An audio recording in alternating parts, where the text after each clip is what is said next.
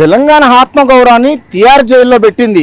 కానీ మరి ఒక సీఎం బిడ్డ ఉండి కవిత గారు చేయడము ఇది న్యాయం అనిపిస్తుందా? తెలంగాణ ప్రజలకు ఏమైనా రెస్పెక్ట్ ఉంచిందా, తీసేసిందా?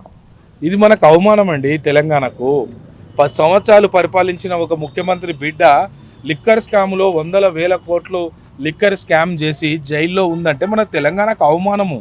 ఇది మన తెలంగాణకు. అందుకనే ప్రజలు కర్రుగాల్చి వాత పెట్టిర్రు. ఎందుకంటే ఇగో వీళ్ళ కుటుంబ పాలన దోసుకోవడమే ఇలా కుటుంబ పాలన. ఉద్యమకారులకు ఏం చేయలేదు, నిరుద్యోగులకు ఏం చేయలేదు, విద్యార్థులకు ఏం చేయలేదు, యూనివర్సిటీలు అట్లనే ఉన్నాయి.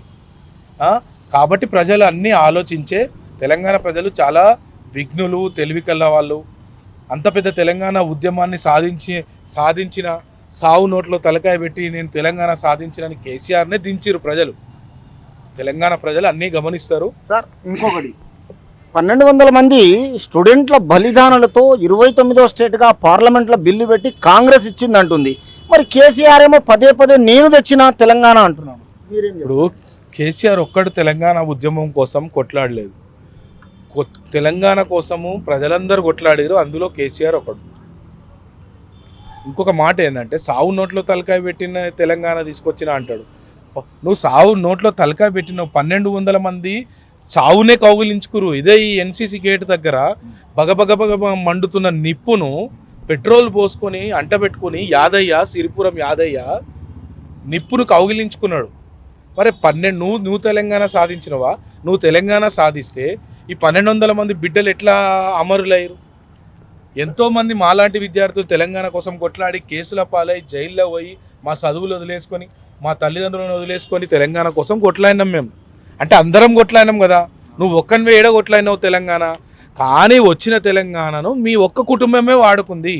ఇలా మీరు లక్షల కోట్లకు ఎదిగిరు. మీ ఇంట్లో అందరికీ ఫామ్ హౌస్లు ఉన్నాయి. కేసీఆర్కి ఫామ్ హౌస్ ఉంటుంది, కేటీఆర్కి ఉంటుంది, కవితకు ఉంటుంది, సడ్డకుని కొడుకు సంతోష్రావుకు ఉంటుంది. ప్రజలకు ఏమొచ్చింది? ఉద్యమకారులకు ఏమొచ్చింది? నిరుద్యోగులకు ఏమొచ్చింది?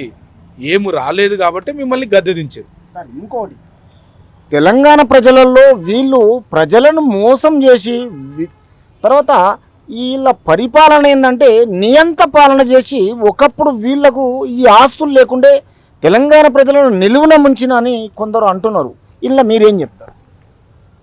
అది వాస్తవమే. ఇప్పుడు మనం లెక్కలు తీస్తే 2001లో టీఆర్ఎస్ పార్టీ పెట్టకముందు కేసీఆర్ వాళ్ళ కుటుంబం ఆస్తులన్నీ, ఇలా 2001 తర్వాత 2014 రాష్ట్రం వచ్చే వరకు వాళ్ళ ఆస్తులన్నీ, 2014 నుంచి ఇప్పుడు 23 వరకు 10 సంవత్సరాలు వీళ్ళు ముఖ్యమంత్రిగా ఈయన పరిపాలించిండి. వీళ్ళ ఆస్తులన్నీ లెక్కలు తెరిస్తే అయిపోతాయి. ప్రజలు మంచి ఏమని అధికారం ఇచ్చారు. అయ్యో ఉద్యమ నాయకుడు కదా, మా గురించి కొట్లాడిన నాయకుడు కదా, మా గురించి బాగా అవగాహన ఉన్న నాయకుడు కదా, మంచి చేస్తాడని 2 సార్లు అవకాశం ఇచ్చారు. ఎక్కడ మంచి చేస్తావు నువ్వు? ప్రజల గురించి ఆలోచించే తీరిక లేదు. కుటుంబం గురించి, బంధుప్రీతి, సెటిల్మెంట్లు, దందాలు, కమిషన్లు. కాబట్టి ప్రజలు చూస్తారు తర్వాత దించేస్తారు.